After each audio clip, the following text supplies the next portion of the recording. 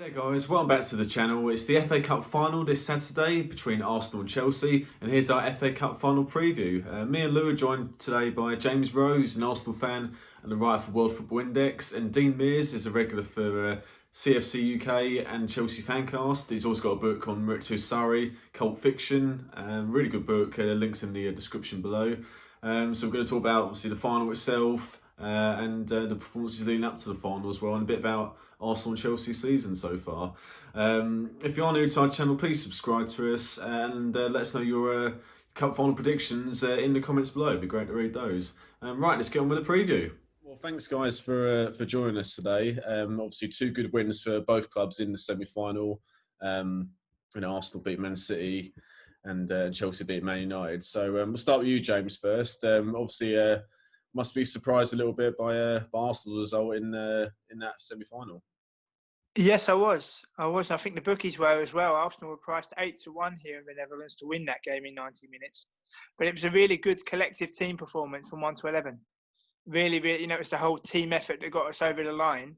And we're going to need exactly the same thing on Saturday. It's our only chance to get into European competition next season.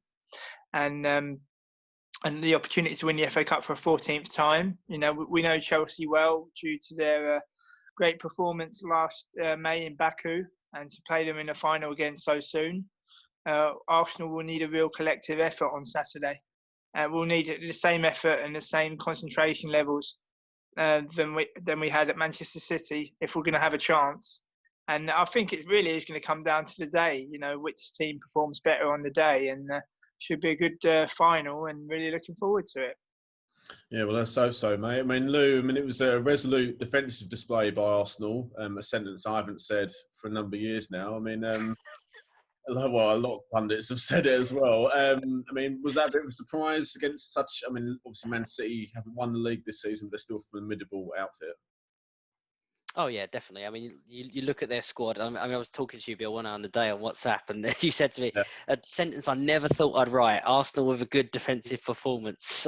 It was really, really unexpected, and especially when you look at the front line City had, and you just think like we're very likely to concede multiple. But everyone to a man, as James said, was faultless. I thought David Luiz had one of his phenomenal performances. He flips hot and cold, doesn't he, from really good to horrendous sort of moments like the weekend just gone. But I thought he played out of his skin that night, and I think everyone was, all the defence played flawlessly. So I was as surprised as you, and I'm a fan.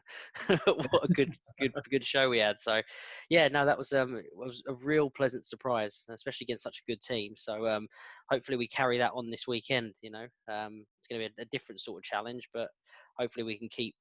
I think we're going to need that same unity, aren't we, as well? I think we almost showed a bit of that old school Chelsea in a way. That's what I always liked about Jose Mourinho's teams, is they didn't always win like nice, but they won ugly, and you got the results when it mattered. So we kind of took some of that, which was quite nice to see, actually. We've sort of lacked that over the years, haven't we? A bit of conviction when it gets tough and not falling apart. So it was a really nice, pleasant surprise. Oh, I bet. Well, Dean, from a Chelsea point of view, obviously, you guys beat Man United 3-1. A lot of focus was on David De Gea's, horrendous mistakes he made, but overall Chelsea deserved it comfortably, and I think 3-1, if anything, flattered Man United. Yeah, I think before the game I said there's no way we can lose 4 times to that Man United team. So I don't believe they're that good, to be honest. We've had some struggles against them this year, but much like Arsenal, 1 to 11, we didn't let them breathe all game. We really suffocated them. The type of football that Lampard's come to expect from his team, that sort of pressure all over the pitch. And if we do that again on Saturday, I think we'll have too much quality for Arsenal. We'll see how it goes on. So in terms of the final itself, Dean, obviously the goalkeeper situation has been talked about quite a bit. Do you think Willy Caballero should stay in goal for Saturday? Yeah, absolutely. There's no way that Kepa's going to play for Chelsea again. I feel quite sorry for him. I think he's been let down. I don't think it's as bad as people make out him to be, but his career at Chelsea's finished as far as Chelsea fans are concerned. Yeah, absolutely. Well, guys, James and Lou, obviously 3 at the back worked well in the semi against City. Do you think Arteta should go for that formation again? I think so, yes.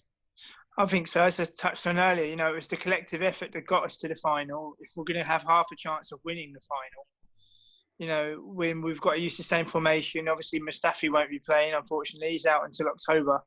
But, tried and tested what got us there, stick with it. And I really do think it's going to be what happens on the day. The smallest of details could be substitutions, could be a tactical switch, could be completely decisive. And what about you, Lou? Yeah, I agree with James. I think I think every player, well, obviously bar the ones that are injured, really warranted their place and they showed they could play that system.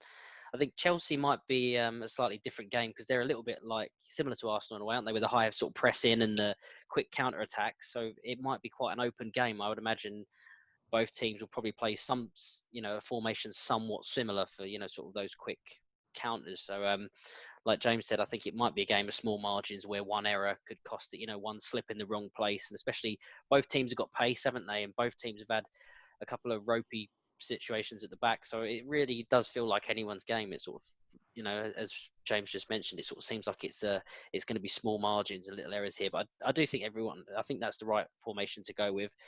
I would imagine the focus will be trying to sort of nullify Giroud because, we know him very well and he's very powerful, isn't he? He's a very strong physical guy. So I would sort of imagine they might try and use that to their advantage in this game against the defence, kind of bully us out a little bit. He's been in the goals as well as his hold-up play. Yeah, he's been playing really, really well. I don't know how you feel, Dean, if you think he's earned a place in the starting place, but he seems to really put a shift in. Yeah, I loved Giroud when he was at Arsenal. He was one of them players that didn't quite get the plaudits I think he deserved, and he's shown when Tammy Abraham had a great season for a young striker, but when he needed that experience, Giroud really stepped up, and he's definitely head and shoulders the number one striker for Chelsea at the moment. And if he can get that physical edge on the Arsenal backline, then we could have a good day. But like you said, David Luiz had a fantastic game against Man City. He's a player that we all know very well. In the big occasions, he does step up and delivers most of the time. So we need him to have an off day, of course. But like you say, small margins are really going to decide this game.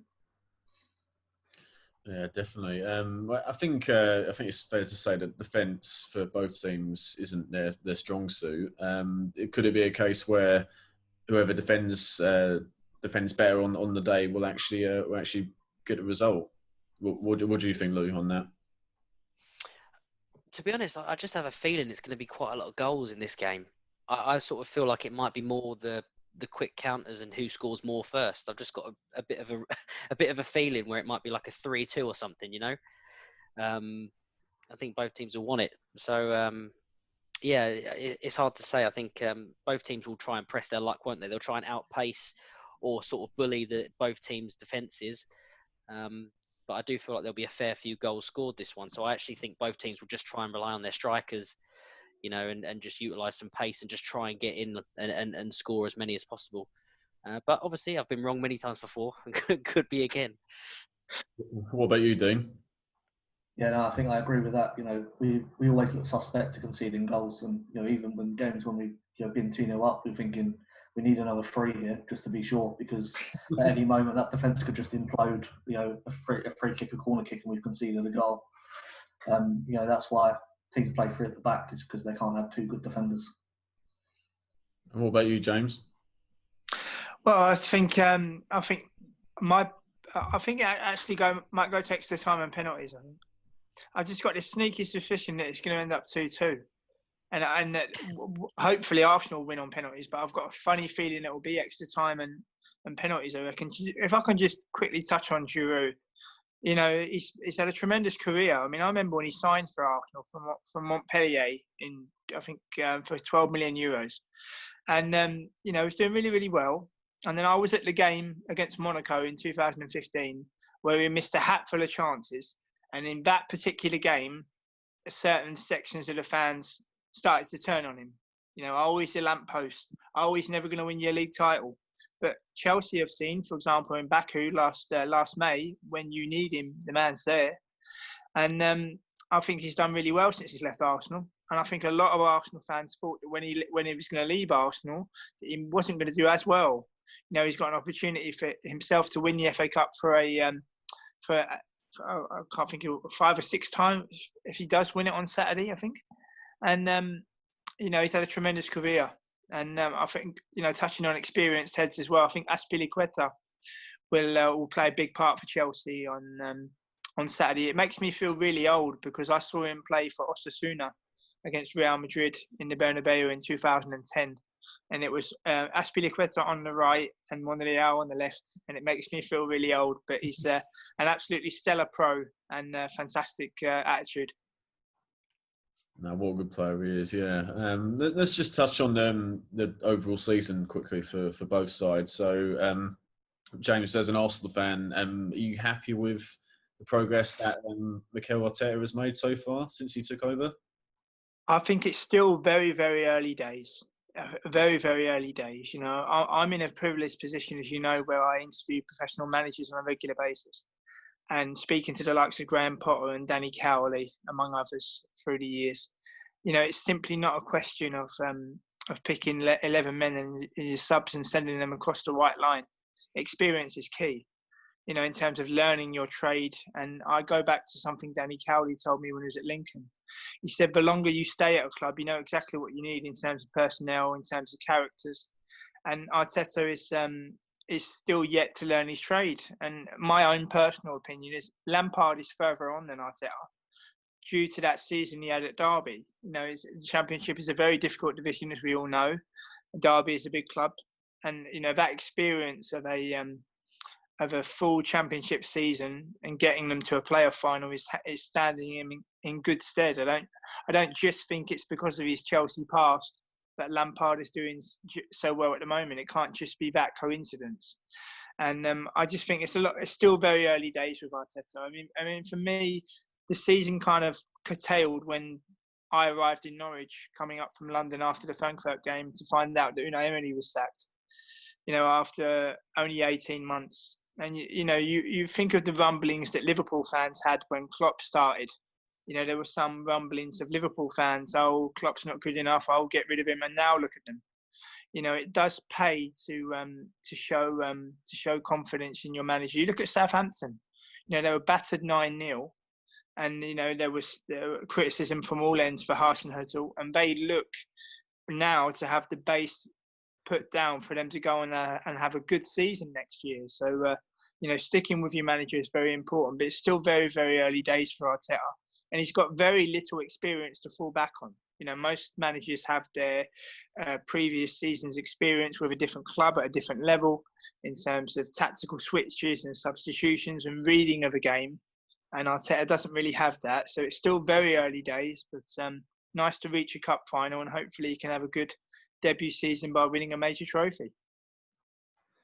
Yeah, I've certainly, from a neutral point of view, I've seen some good shoots of progression under Arteta anyway. Lou, what about yourself? Your thoughts on how Arteta's done so far? Yeah, I mean, obviously I don't have the sort of professional background that James does, so it's more of a fan's opinion, but I'm genuinely really impressed. Obviously, we can only sort of go on what we see week in, week out, sort of public facing wise. But what I have read from some of the Athletic articles and that things that you sent as well, Bill, like for some of the insight on the way that he handles himself and the way that he's integrated himself and just behaves. And I'm yet to see an interview with a player. There was a really good one with Kieran Tierney that was just filmed just before lockdown in February that was on the Arsenal channel, and they asked him about Arteta, and the players seem to really, really buy into him. They really seem to rate him. I really do have a really good feeling about him. I do think he's going to be something really, really good. He's got to have somewhere to start. Like James said, he needs experience. But I mean, to be honest, what better way to try and learn on the job than at one of the most competitive leagues in the world? So he's going to have to sink or swim. It'll show you what he's made of. But I'm really impressed by him. I just love his attitude. I love his interviews. I like how honest he is. I like watching, he fills me with confidence. When I look at the touchline, he's constantly screaming. I can't remember what game it was, but without the audience. And he was talking to the players in 4 different languages. You know what I mean? He just seems to have we've seen in recent years that man management seems to be the most important thing. You know, if your players are at a loss and they can turn around and look at your bench and they can see your manager's just telling you exactly what you need to do, where you need to be, and he seems to have the insight, and you know, he seems to understand what he wants to do.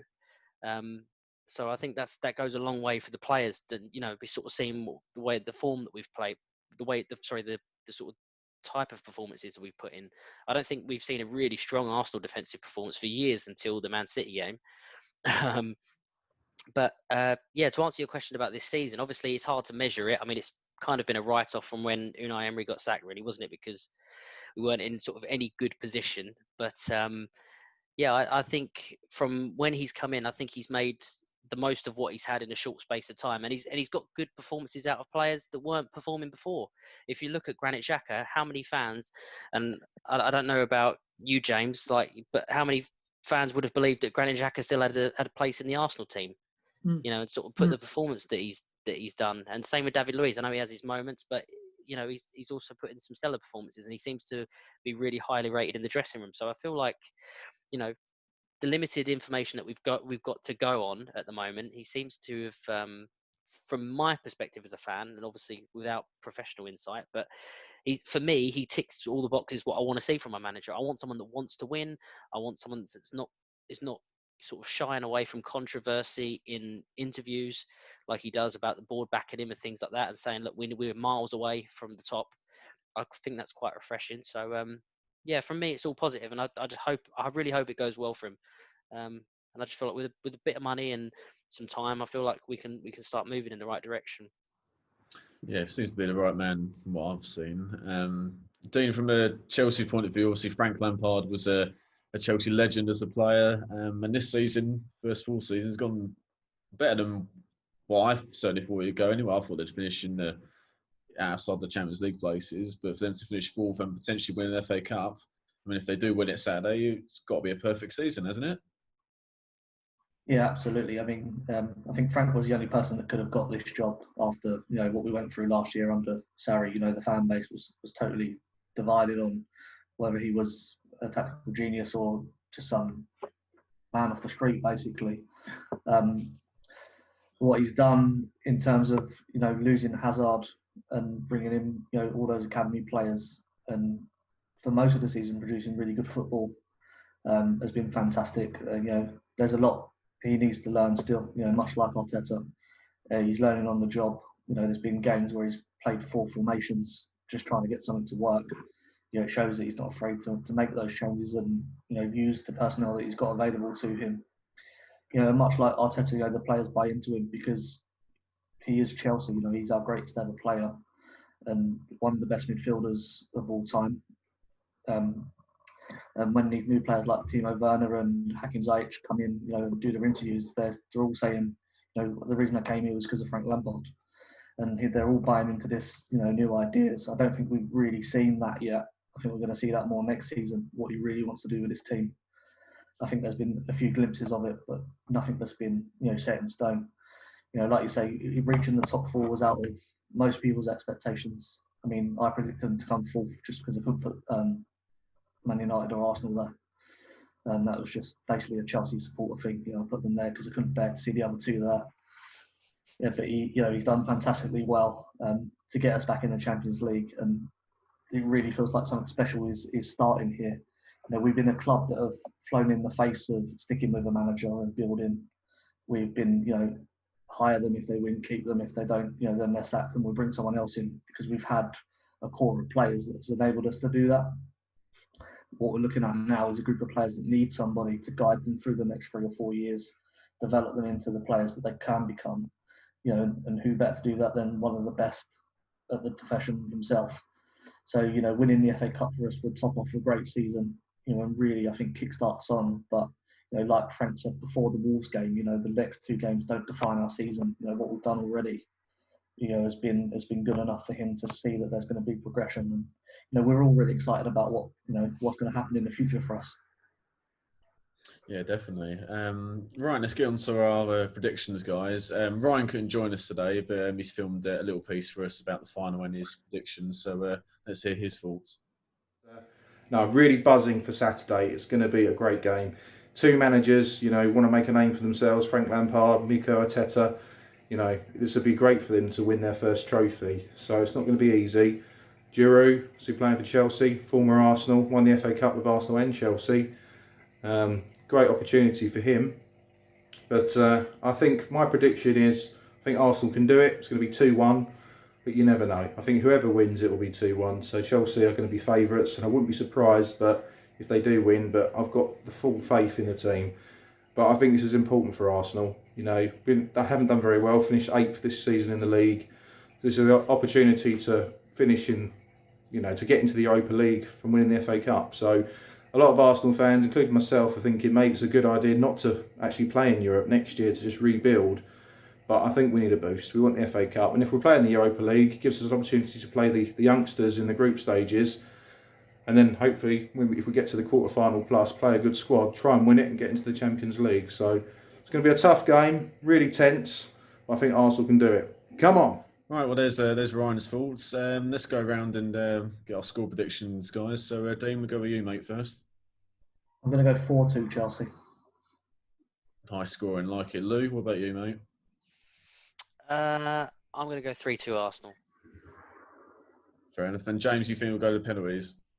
Yeah, 2-2 Arsenal to win on penalties. Yeah, I think it'd be 2-2 as well, but I think Chelsea will just get the edge on the shootout.